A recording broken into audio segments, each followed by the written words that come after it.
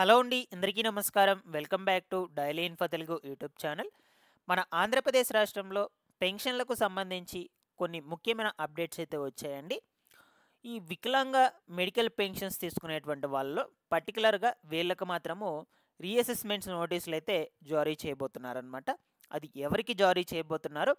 ఎప్పటినుంచి ఈ యొక్క రీవెరిఫికేషన్ నోటీసులు జారీ చేస్తారు? మీరు రీవెరిఫికేషన్‌కు వెళ్ళేటప్పుడు ఏమేమి డాక్యుమెంట్స్ అయితే తీసుకువెళ్ళాలి? ఈ వివరాల గురించి అయితే మీకు క్లియర్‌గా చెప్తాను. దీంతో పాటుగా చాలామంది కూడా కొత్తగా పెన్షన్‌లకు దరఖాస్తులు చేసుకోవడానికైతే ఎదురు చూస్తూ ఉన్నారండి. అయితే ఈ కొత్త పెన్షన్‌లకు దరఖాస్తులు ఎప్పుడు నుండి మొదలయ్యేందుకు అవకాశం అయితే ఉంటుంది? వెరిఫికేషన్ ప్రాసెస్ ఎలా ఉంటుంది? ఎలా అప్లై చేసుకోవాలి? కావలసినటువంటి డాక్యుమెంట్స్ ఏమిటి? ఈ వివరాల గురించి కూడా మీకు క్లియర్‌గా ఎక్స్‌ప్లెయిన్ చేస్తాను. మీరందరూ కూడా తప్పకుండా వీడియోనైతే ఎండ్ వరకు చూసి నా ఎక్స్‌ప్లనేషన్ గనుక మీకు నచ్చినట్లయితే లైక్ చేసి అందరికీ కూడా షేర్ చేయకుండా అయితే వెళ్ళొద్దు. ఫస్ట్ టైం ఎవరైనా ఛానల్‌ని విజిట్ చేయడానికి వచ్చినటువంటి వాళ్ళు ఉన్నట్లయితే ఛానల్‌ని సబ్స్క్రైబ్ చేసుకునేసి పక్కనే ఉన్నటువంటి బెల్ ఐకాన్‌ని క్లిక్ చేసి ఆన్‌లో అయితే పెట్టుకోండి. ఓకేనా? ఇక లేట్ చేయకుండా టాపిక్‌లోకి గనుక వచ్చేసినట్లయితే మనకు రాష్ట్రంలో మొట్టమొదటిగా వచ్చేసి ఈ అక్టోబర్ నెల పెన్షన్ల పంపిణీ అయితే ముగిసిందండి. మొన్న 3వ తారీఖునే 2 రోజుల పాటు ఈ పెన్షన్స్ అనేటువంటివి పంపిణీ చేశారనమాట. సో, ఇన్ కేస్ ఈ నెలకు సంబంధించినటువంటి పెన్షన్ డబ్బులు ఎవరైనా తీసుకోకుండా ఉన్నట్లయితే నో ప్రాబ్లమ్ అండి. మీకు రేపు నెల అంటే నవంబర్ నెలలో 2 నెలల పెన్షన్స్ కలిపైతే ఇస్తారనమాట. ఫర్ ఎగ్జాంపుల్‌గా వృద్ధాప్య పెన్షన్ అర్హుడైతే ఉన్నాడనమాట. సో, అతనికి రూ. 4,000 పెన్షన్ అయితే వస్తుంది. అతను ఈ నెల పెన్షన్ అయితే తీసుకోలేకపోయాడు. కొన్ని కారణాల చేత అనుకోని పరిస్థితుల వలన రాలేక పెన్షన్ అయితే తీసుకోలేకపోయాడు. But no problem. అతని పెన్షన్ డబ్బులు ఈ మంత్ పెన్షన్ డబ్బులు అలానే ఉంటుంది.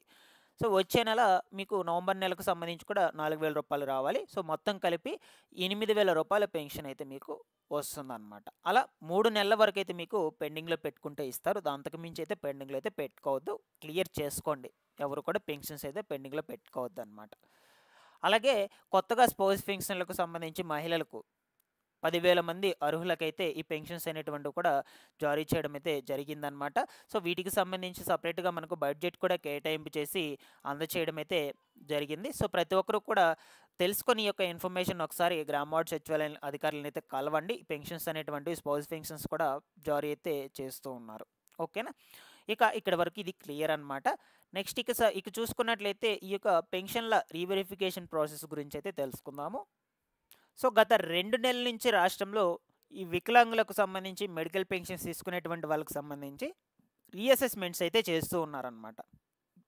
అయితే ఈ రీఅసెస్‌మెంట్స్ చేస్తున్నప్పటి నుంచి చాలామందికి కూడా కొత్త సదరం సర్టిఫికేట్స్ అయితే జారీ చేశారు. కొంతమందిని అనర్హులుగా అయితే గుర్తించి వాళ్ళకి పెన్షన్ రద్దు నోటీసులు కూడా జారీ చేయడం అయితే జరిగింది. ఎప్పుడైతే ఈ యొక్క కొత్త సదరం సర్టిఫికేట్స్ జారీ చేసినటువంటి ప్రక్రియలో చాలామంది కూడా మాకు ఈ యొక్క పెన్షన్ వస్తుంది. మేము మెడికల్ పెన్షన్‌కి అర్హులమి. మేము ఈ యొక్క వికలాంగ పెన్షన్‌కి అర్హులమి. మాకు ఇంత పర్సెంటేజ్ అయితే ఉంది అని వాళ్ళు ఫిర్యాదులైతే పెట్టుకున్నారు. మాకు తప్పుగా సదరం సర్టిఫికేట్‌లో పర్సెంటేజ్ అయితే నమోదయ్యింది అని వాళ్ళు నోటీసులకు సంబంధించి ఫిర్యాదులైతే పెట్టుకున్నారనమాట. సో, ఎవరైతే ఫిర్యాదులు పెట్టుకున్నారో వాళ్ళందరికీ సంబంధించి మళ్ళా రీఅసెస్‌మెంట్స్ కోసం నోటీసులైతే జారీ చేస్తారు. సో, ఇప్పటి వరకు మీకు క్లియర్ అని అనుకుంటున్నాను. నోటీసులు ఎవరికి జారీ చేస్తారంటే మళ్ళా ఎవరైతే అప్పీల్ పెట్టుకున్నటువంటి వాళ్ళు ఉంటారో ఫిర్యాదులు, సో, అప్పీల్ పెట్టుకున్నటువంటి వాళ్ళకు సంబంధించి అయితే రీఅసెస్‌మెంట్స్ కోసం నోటీసులు అయితే జారీ చేస్తారు. బట్ ఇంకా కూడా మనకు డేట్ అయితే ఫిక్స్ చేయలేదు. మేబీ ఈ యొక్క 10వ తారీఖు లోపల నుంచి అయితే స్టార్ట్ చేసేందుకు అవకాశం అయితే ఉండొచ్చనమాట. సో, యాక్చువల్‌గా ఈ నోటీసులను గత నెల మొదటి వారం నుంచే పంపిణీ చేయాలనైతే చూశారనమాట. నోటీసులు జారీ చేయాలనైతే చూశారు. బట్ కొన్ని కారణాల చేత పోస్ట్‌పోన్ అయితే చేశారు. మీకు ఈ యొక్క పెన్షన్లకు సంబంధించిన నోటీసులు జారీ చేసిన తర్వాత దాంట్లో మెన్షన్ చేసినటువంటి డేట్ ప్రకారం హాస్పిటల్ దగ్గరికి వెళ్ళి ఆ టైంకి వెళ్ళి మీరు ఈ యొక్క రీఅసెస్‌మెంట్ అయితే పూర్తి చేసుకోవాలి. రీఅసెస్‌మెంట్ పూర్తి చేసుకున్నాక మళ్ళా మీకు సదరం సర్టిఫికేట్ కొత్తదే వస్తుంది. ఓకేనా? అప్పుడు ఆ సదరం సర్టిఫికేట్‌లో ఎంత పర్సెంటేజ్ అయితే ఉంటుందో ఆ పర్సెంటేజ్‌ని బేస్ చేసుకొని మీకు పెన్షన్ అయితే అందజేస్తారనమాట. లేదు మళ్ళా మీకు తప్పుగానే ఎంటర్ అయింది అనుకుంటే మళ్ళా మీరు ఫిర్యాదులైతే పెట్టుకోవచ్చు. No problem. ఇక రీఅసెస్‌మెంట్‌కు వెళ్ళేటప్పుడు ఏమేమి డాక్యుమెంట్స్ తీసుకువెళ్ళాలి అంటే మీకు ఇచ్చుంటారు కదా ఇంతకుముందు సదరం సర్టిఫికేట్, ఆ సదరం సర్టిఫికేట్ తీసుకువెళ్ళాలి. అదేవిధంగా మీ యొక్క మెడికల్ సర్టిఫికేట్స్ ఓకేనా. మీకు గుర్తింపు పొందినటువంటి హాస్పిటల్‌లో ఏదో ఒక హాస్పిటల్‌లో పొందుంటారు కదా మెడికల్ సర్టిఫికేట్స్. ఆ మెడికల్ సర్టిఫికేట్స్ కూడా తీసుకొనైతే వెళ్ళాలి. దీంతో పాటుగా వాళ్ళు ఇచ్చినటువంటి నోటీస్ ఏదైతే ఉంటుందో ఆ నోటీస్‌ని కూడా తీసుకువెళ్ళండి. ఓకేనా. సో, వాళ్ళు వీలైతే డాక్యుమెంట్స్ చెక్ చేస్తారు. లేదు అనుకుంటే మీకు టెస్టులు కూడా చేసేందుకు అవకాశాలైతే ఉంటుంది ఈ రీఅసెస్మెంట్స్‌లో. ఓకేనా. ప్రతి ఒక్కరు కూడా ఖచ్చితంగా చేసుకోవాలండి ఈ రీఅసెస్మెంట్. ఎందుకంటే రీఅసెస్మెంట్ చేసుకుంటేనే దాన్ని బట్టి మళ్ళా మీకు పెన్షన్ ఇవ్వాలా లేదా అని వాళ్ళు డిసైడ్ చేస్తారనమాట. లేదు మీరు అదే విధంగా పెట్టుకున్నట్లయితే ఒక 2-3 మంత్స్ అయితే చూస్తారు.